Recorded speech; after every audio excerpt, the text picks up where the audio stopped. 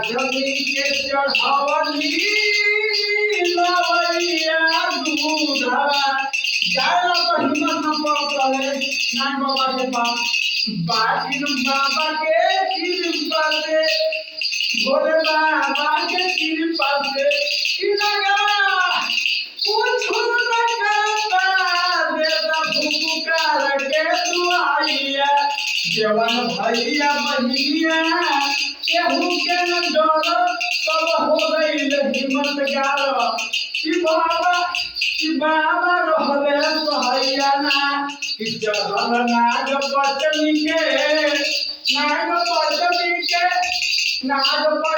के बाबा वाला नागवा के चढ़ल दूधल भैया कोई पूजा हमारा इंडिया भारत हिंदुस्तानवा सब भैया बहिन खुशिया में नाचता रे बाबा के शरणवा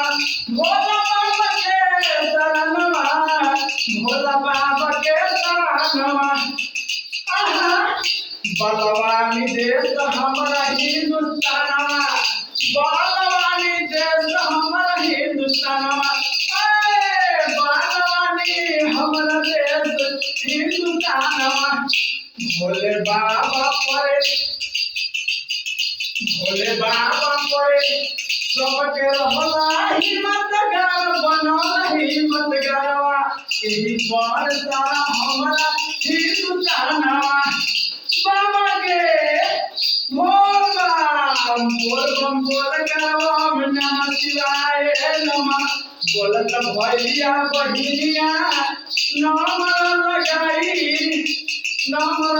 लगाई करके बाबा मन दिलवा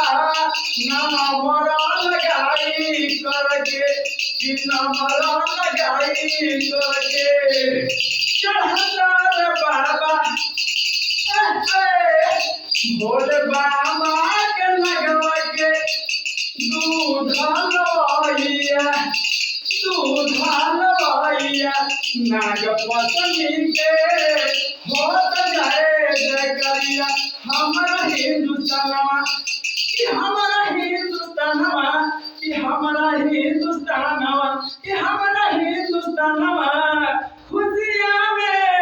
दंगल मचला जय करवा भोला बाबा के लगवा के चढ़त दूध भैया।